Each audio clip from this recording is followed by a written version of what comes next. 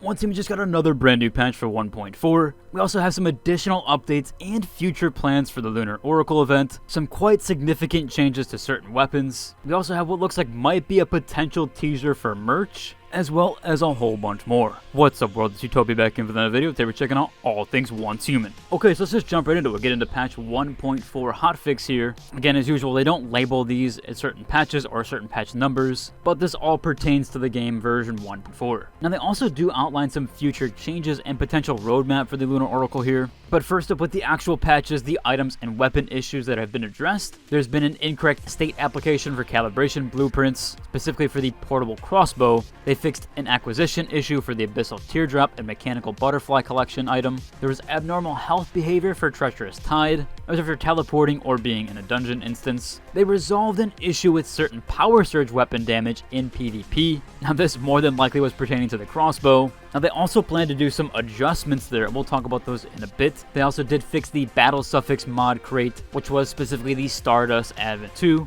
when you opened it without a controller. Now there has been some interaction and gameplay fixes here where they restored the redeem code option to the event screen. So that was missing right now. If you had any codes, you wouldn't be able to use them. I also will be talking about a giveaway that I'm doing as well with that. They resolved a character scenario sign-up issue after server closure, which was quite a major issue there. And Lunar Oracle had some interaction interruptions, mostly pertaining to crates. Although I didn't see this happen on my server, I do know that there were several servers that this was happening with, so it does seem like it was a special case there. They also fixed a knockback bug affecting the pistol and crossbow visibility, which I did have happen to me while using the jaws, and basically you wouldn't have a weapon, you would just shoot from your hand. They also resolved the HUD issue or HUD icon mismatch with held items. Next up, we do have some seasonal and event mechanic changes. They corrected the seasonal transfer rules for the Spring Festival Lucky Crate. Not exactly sure what they changed in and out there, but it does seem like there was an issue. They also fixed seasonal transfer for securement units deviations output. There was a few visual and audio fixes, mostly pertaining to the Silver Plague effect appearance. And now they've optimized the low HP warning sound to only play once. This has been a highly requested feature here,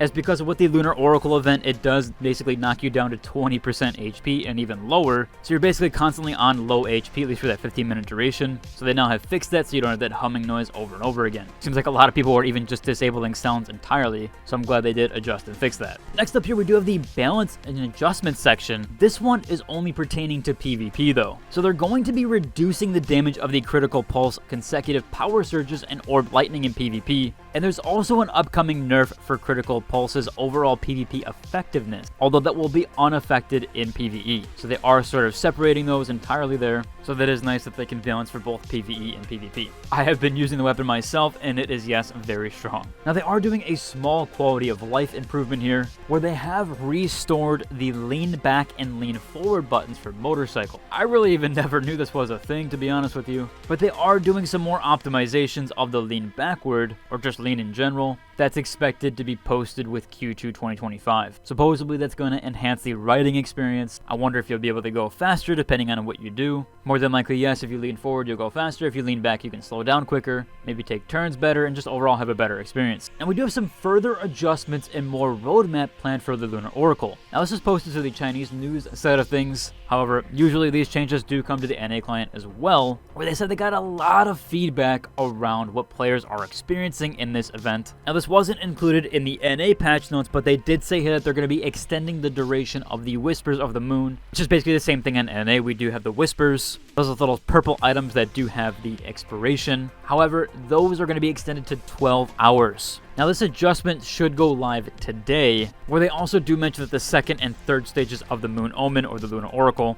will be released very soon here. So we are going to be jumping into the next phases of this event. It seems like that will happen very, very soon. As they do mention that this Visional Wheel or Visional Roulette is a brand new attempt at the 7 Days World, or in this case, just Once Human in general. Just these scenarios, that's kind of what they call it over there. They do still want your feedback on that, and so they are taking that in. That does cover it for the official patch side of things and roadmap. However, they also do mention with the loot box and loot crates, they're going to be doing some adjustments there, or look like they are doing some adjustments. Now there was some discrepancies because over in China they actually did test the mobile client again. They've actually had a lot more tests than we've had over here, and apparently there was some differences in the loot crates there, or at least compared to the mobile and the PC clients. So essentially it was a bit easier to actually get things through the loot boxes over on the PC client, where the mobile client, when you did buy things or purchase things, it was a bit harder. And the reason why was because they did the change on the PC client but not to the mobile client. So if you look here, they said they've added the Star Forge Crystal Redemption mechanism, which allows everyone to accumulate and choose their favorite Star Forge, or in this case loot crate or loot forge items. Again, because of that mechanism, it was iterated and launched on January 2nd, but it didn't make it onto that current launch mobile test, which is on January 10th. So the mobile platform should still be updated there and should still have the same mechanisms there. Now there will be some compensation for those who did participate in the loot forge loot crates. However, not exactly sure if this is coming to the NA client or if this is only for the China client, but they will be giving out at least some free compensation here.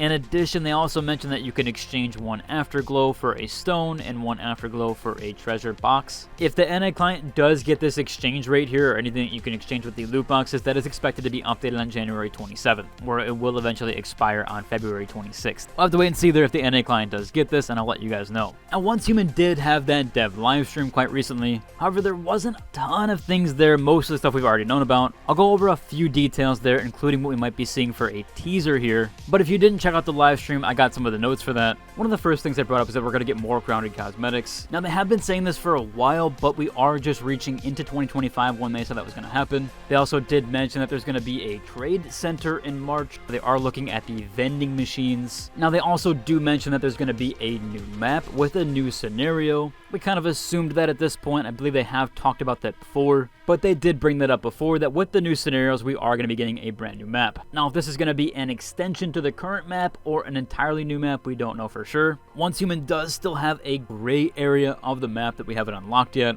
It's to the western side of the current islands, as well as for the Way of Winter, it's to the south of it. So we could see that being expanded on. Basically, that's a teaser for what the map is going to be. It does seem like they do want to keep that format there. That is going to be an expansion for the map overall. They also do mention that they want more and different unique ways to choose to attack. It does look like that melee changes are in the potential there for the pipeline. We might be getting a unique or dynamic melee weapon that does significant damage there, or might even be viable in both PvP and PvE. They also do mention that the next mobile test will be completely crossplay, where you actually can continue using your current character, or any of your current characters rather. Now, you will need to use a loading bay login, so if you are currently using loading bay like myself, then you could just use that outright. If you are using Steam or Epic client, you will need to link your account to the loading bay or to a loading bay account. That's in order to have that functional crossplay there. Now, we did also have this officially announced over on the Once Human news side of things, so you can check all of that there. And again, if you are a new player and let's say you're playing on mobile and you want to log into a PC, you can do so with the same credentials. Again, you will need to link both of those if you want to use Steam, but if you're using loading bay, you could just use the same credentials that you logged in with on the mobile platform. Now, last up, we did have some potential teasers here for the merch. If you didn't catch the live stream here, we might be seeing what we're getting for merch here soon. They showcased off a Mr. Wish in the background, which is like a statue.